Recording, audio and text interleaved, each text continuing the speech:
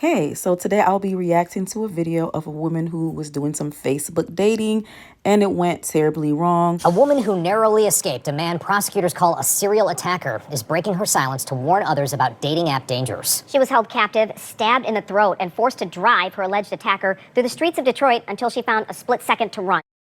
Just a little warning, you are about to see a slightly graphic image.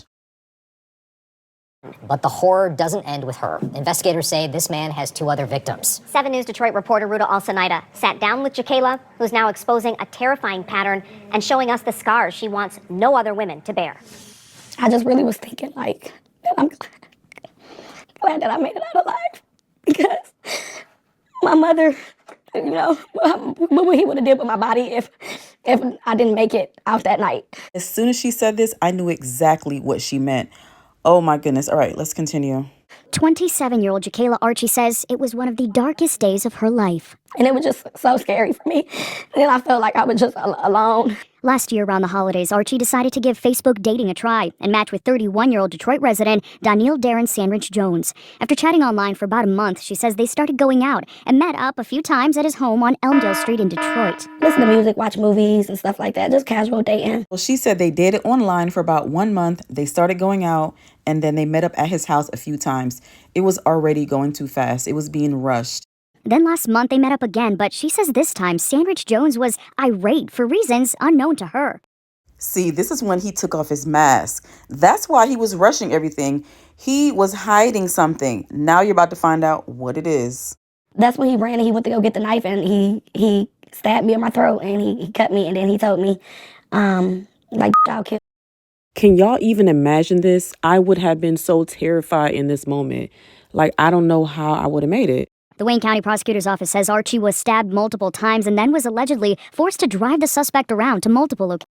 So he already assaulted her. Now he got her being his free Uber, having her drive him all around the town. He's yelling like, keep driving. You want me to kill you? You want me to kill you? Bleeding and terrified, she says she followed his orders until they ended up back at his home. She was then ordered inside until she found an opportunity to grab her keys and run away, calling 911 after hours of what she calls torture. I'm really glad that she was brave enough to find a way to escape. But just a tip, I'm sure you guys know, but never go to the second location. If you are being kidnapped, don't allow them to take you to the second location because you might not make it out alive. Sandridge Jones was arrested, charged with 2 other separate domestic violence incidents, all of which allegedly occurred at his home and all of which allegedly occurred with women he was dating at the time. Oh, so he's a predator. He should not have been allowed to be free. I'm so glad these women made it out alive. Archie's physically okay now, but mentally still has not recovered and is giving dating a break.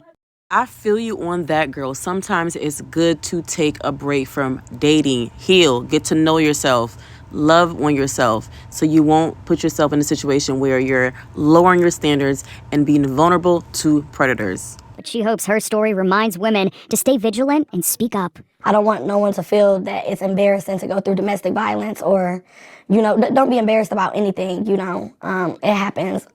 Sandridge Jones remains here at the Wayne County Jail. He's facing charges of assault with intent to murder as well as unlawful imprisonment. He's due back in court later this week. Now, Detroit police say they don't have any official reports of additional victims tied to the suspect, but they say that doesn't mean there's none out there. So if you may be a victim, be sure to give them a call. I really hope there are no more victims to this creep. I hope that they finally put him in prison for a long time. Honestly, I feel like he needs to be in prison for life. 3 strikes, you're out. Like, you've already shown that you don't respect women and that you're a violent person, period. Just lock him up. Don't even let him out.